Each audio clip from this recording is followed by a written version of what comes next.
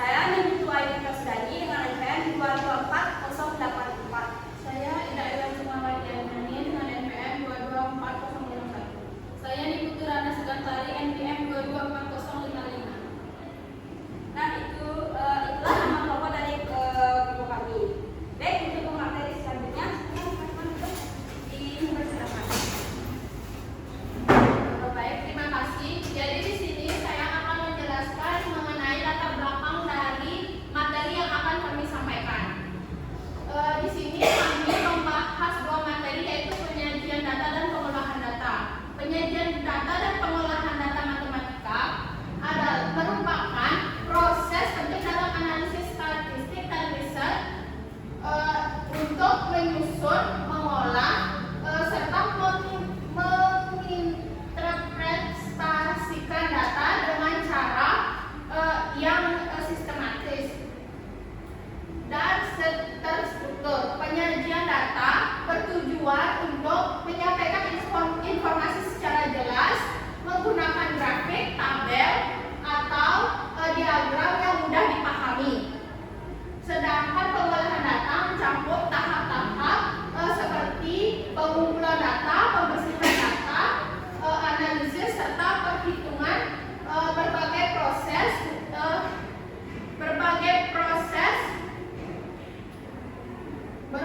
proses statistik deskriptif seperti min, median, modus, dan lainnya. Proses ini membantu untuk mengambil keputusan, perencanaan, serta evaluasi dalam berbagai bidang, termasuk ilmu pengetahuan, ekonomi, dan teknologi. Di sini kami akan membahas 6 materi, yaitu yang pertama pengertian dari penyajian data, yang kedua yaitu jenis-jenis penyajian data, yang ketiga contoh soal dari penyajian data, yang keempat pengertian pengolahan data, yang kelima jenis-jenis pengolahan data, dan yang terakhir yaitu contoh soal dari pengolahan data. Baik, di sini selanjutnya yaitu penyajian data. Penyajian data ini merupakan salah satu kegiatan dalam pembuatan laporan hasil penelitian yang telah dilakukan agar dapat dipahami dan dianalisis sesuai dengan tujuan yang diinginkan. Data yang disajikan harus sederhana, jelas, agar mudah dibaca. Penyajian data juga dimaksud agar para pengamat dapat dengan mudah memahami apa yang kita sajikan untuk selanjutnya dilakukan penilaian atau perbandingan dan lain-lainnya. Sekian dari saya, akan dilanjutkan oleh teman saya. Baik, di sini saya akan melanjutkan presentasi mengenai jenis-jenis penyajian data. Yang pertama yaitu diagram lambang atau piktogram. Nah, diagram lambang ini merupakan suatu diagram yang digunakan dalam penyajian datanya, itu menggunakan sebuah lambang. Bisa dilihat di contoh di mana ada sebuah tabel yang ini merupakan bisa disebut data atau nama-nama data, dan yang kemudian inilah jumlah data yang akan didiagram lambangkan.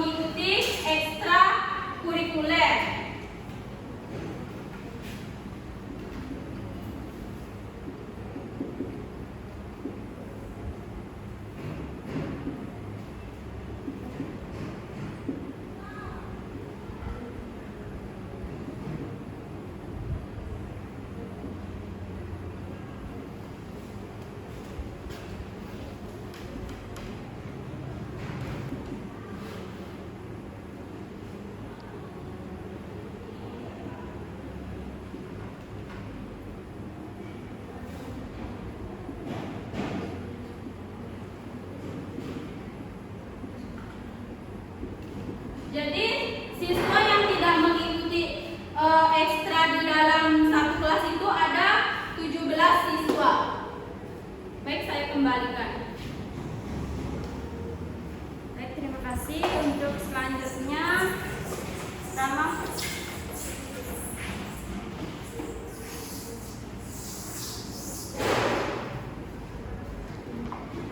Baik, di sini saya akan menjelaskan tentang diagram batang.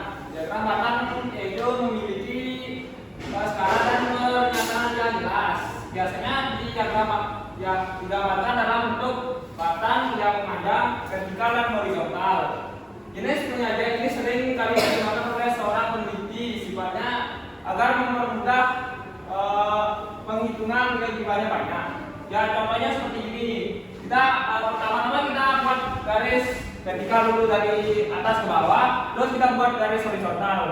Nah, contohnya kita menghitung jumlah siswa yang di kelas 4, contohnya 20 orang. Kita buat angka dulu, dari misalkan jumlah berat badannya dulu ya, berat badan dari 21 sampai 30, buatlah 10 angka. Terus jumlahnya kita buat dari 1 sampai 10.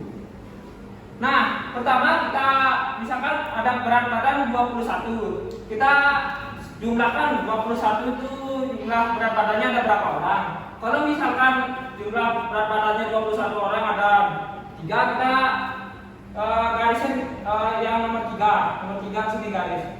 Terus misalkan ada berat badan yang jumlahnya 8 itu sekitaran berat badan yang 25 sejumlah 5 orang, kita garis aja dari 5 ke 25.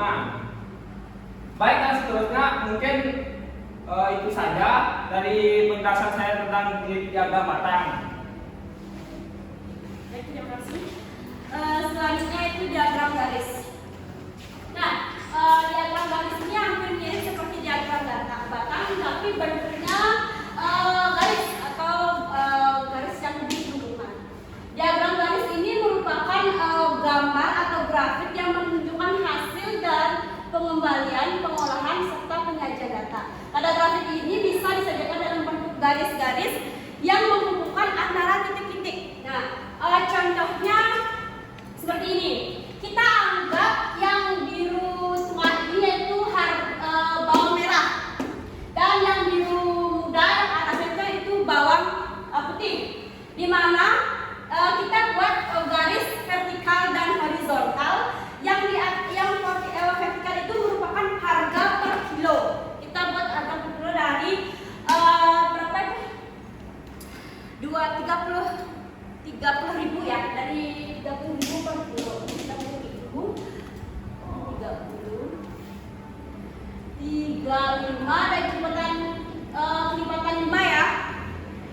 Setelah itu garis horizontal ini yaitu tahunnya.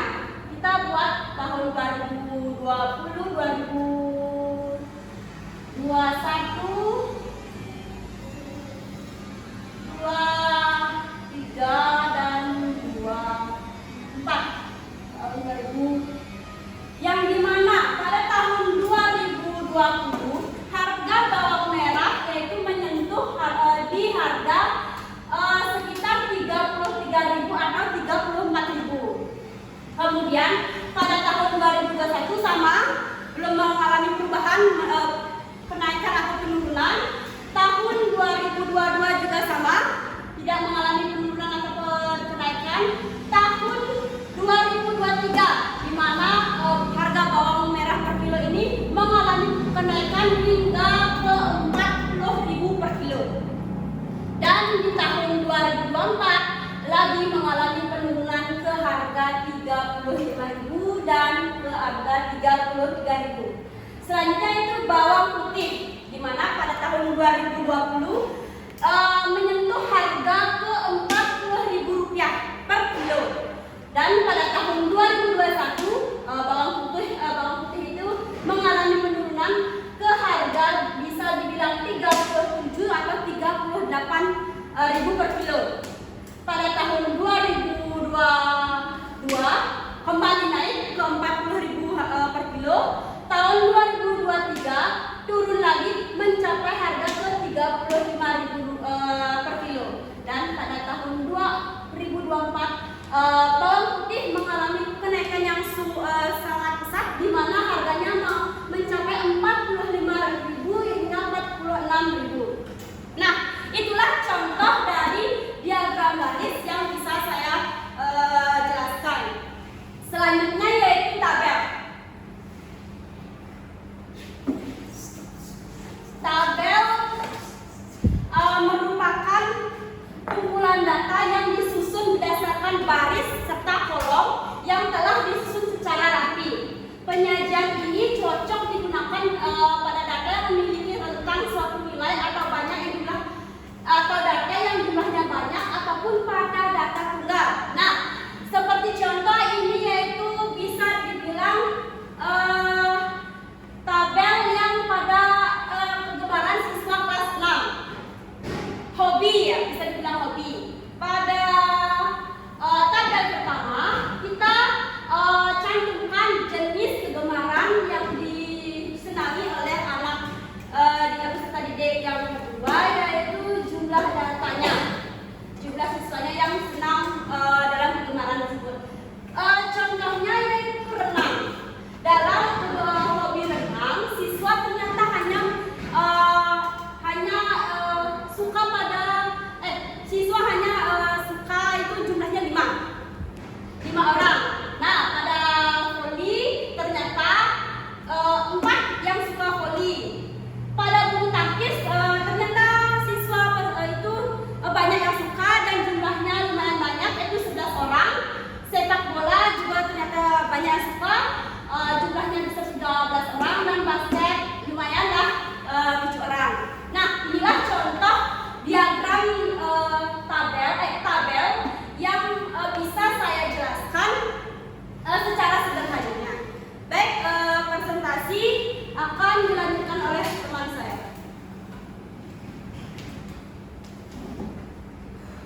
Baik, di sini saya akan menjelaskan materi selanjutnya yaitu tentang pengolahan data.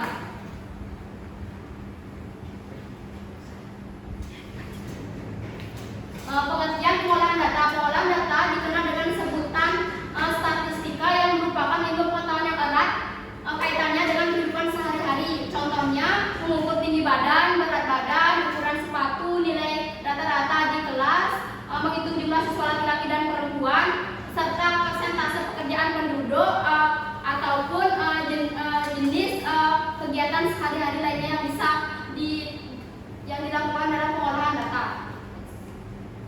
Ya, ada pun selanjutnya itu jenis-jenis pengolahan data. Yang pertama, mengurutkan data. Mengurutkan data adalah suatu data yang diurutkan dari yang terkecil hingga yang terbesar. Untuk memudahkan pengolahan data, yang paling kecil disebut nilai terendah, dan sedangkan yang paling besar disebut dengan nilai tertinggi. Nah, ada pun contoh soal dari pengolahan data yaitu yang dari mengurutkan data yaitu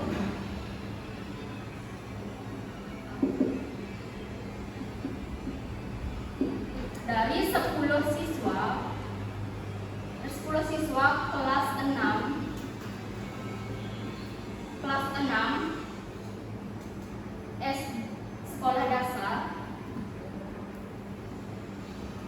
sekolah dasar dan diperoleh data berat badan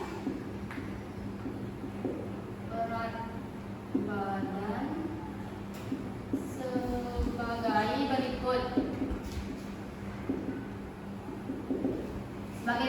Ada 30, ada 46, ada 45, 35, 45, 50, 38, 40, 45, dan 48. Nah, di sini kita mengurutkan datanya terlebih dahulu dari yang terkecil hingga yang terbesar, dari 30, 35,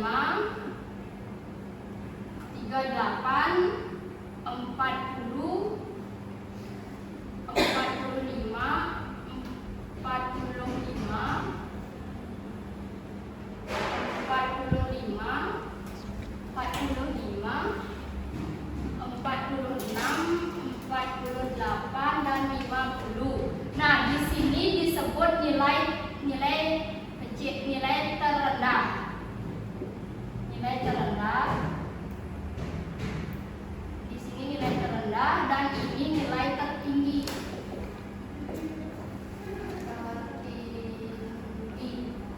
jadi tujuan dari mengurutkan data ini yaitu agar mengetahui data terkecil dan terendah sehingga memudahkan untuk melakukan suatu pengolahan data. Next.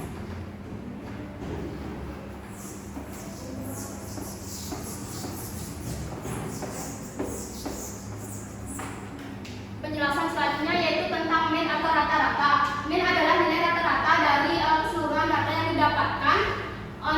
Nilai rata-rata diperoleh dengan menjumlahkan seluruh nilai kemudian dibagi dengan banyak data. Rumus mean atau rata-rata sama dengan jumlah data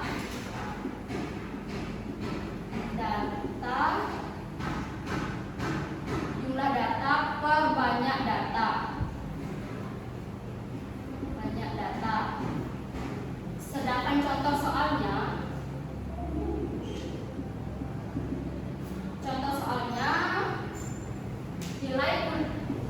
nilai ulangan matematika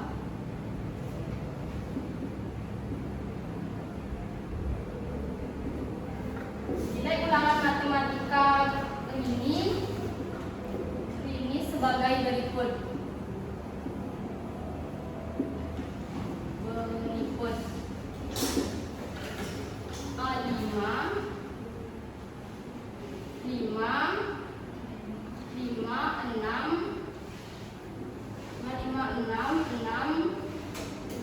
7. Berapakah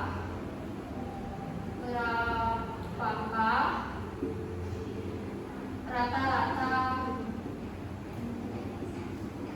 nilai ini? Jawab, rata-rata sama dengan jumlah data per banyak data. Ini kita menjumlahkannya semua, menjumlahkan nilai ulangan ini. 5 ditambah 5 ditambah 6 ditambah 6 ditambah 7 ditambah 7 dibagi banyak data. Di sini datanya ada 6. 1, 2, 3, 4, 5, 6 dibagi 6 sama dengan 36 dibagi 6 sama dengan 6. Jadi rata-rata nilai ulangan ini adalah 6. Next.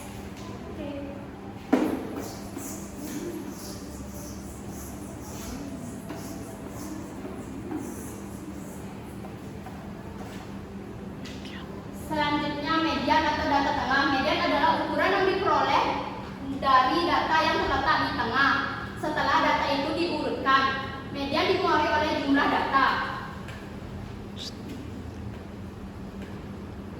Rumus median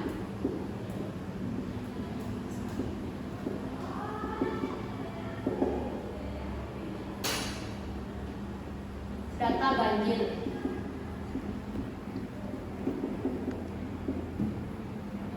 Nilai tengah diambil dari nilai tengah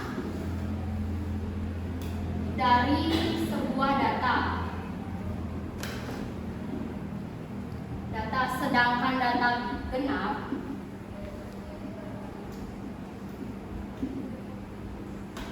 dua bilangan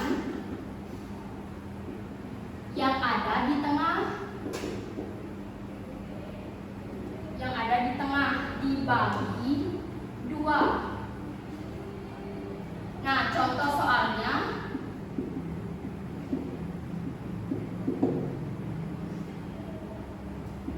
soal data ganjil.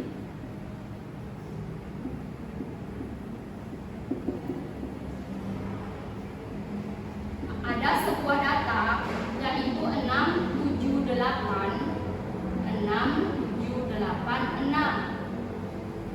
Terlebih dahulu urutkan datanya terlebih dahulu.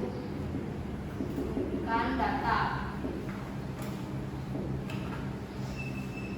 6 ada 3, 7 ada 2, 8 ada 2. Setelah itu kita ambil datanya itu dari sisi terlebih dahulu. Ini 6, ada 3 data, dan yang ini ada 3 data juga. Jadi median dari data ganjil ini adalah 7. Ini termasuk median. Sedangkan data ganjil, data genap, contohnya sini ada sebuah data yaitu 4, 5, 7, 7, 6, 5, 4, 4, 6, 7. Seperti yang tadi, urutkan datanya terlebih dahulu, yaitu 4.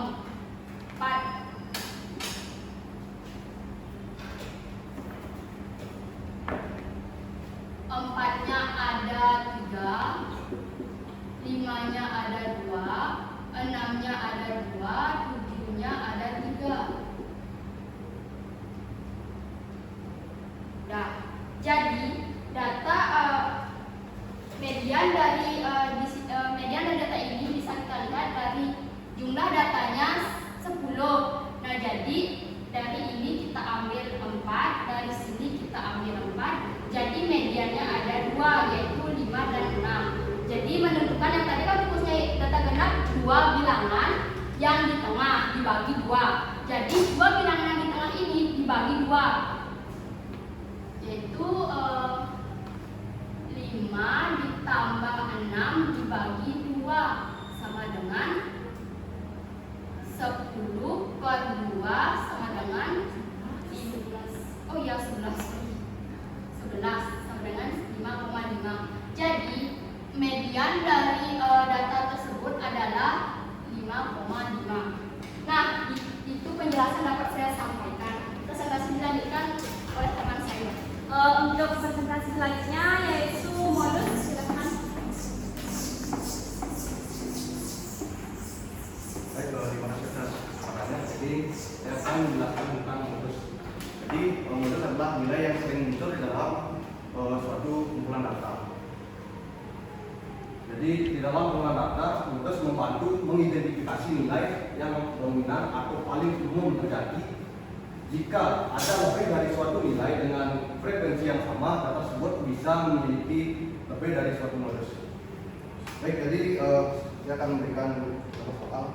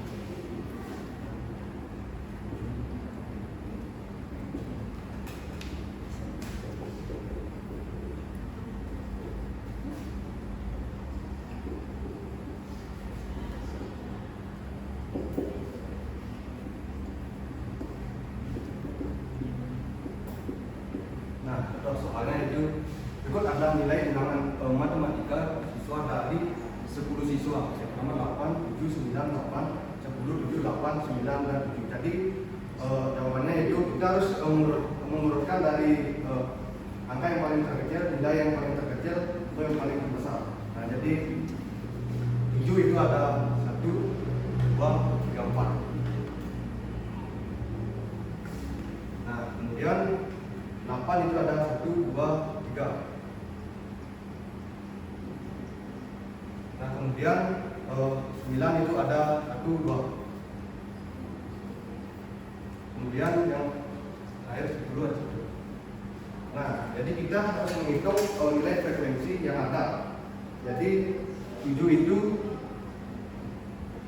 ada 4. Kemudian 8 itu ada 3. Kemudian 9 ada 2. Dan 10 ada 1. Nah, jadi nilai dari modus yaitu yang paling sering muncul yaitu angka 7 yang ada 4. Itu jawabannya. Baik, next. Nah, jadi dari penjelasan yang dari informasi yang kita sampaikan itu dapat disimpulkan dari materi penyajian dan pengolahan data yang sudah kami jelaskan, jadi dapat disimpulkan bahwa kedua proses ini sangat penting untuk menganalisis, memahami dan menyajikan informasi dari data yang ada. Baiknya data bertujuan untuk membuat data lebih mudah dipahami melalui diagram, garis, diagram batang, diagram lambang, diagram lingkaran, dan juga tabel. Sementara pengolahan data melibatkan langkah-langkah seperti penghitungan statistik, median, dan juga modus, dan lain-lain. Untuk mengungkapkan pola atau informasi penting yang terkandung dalam data, kedua proses ini mendukung pengambilan keputusan yang lebih akurat dan baik. Sekian yang saya akan lanjutkan. Baik, itulah penyajian dan pengolahan data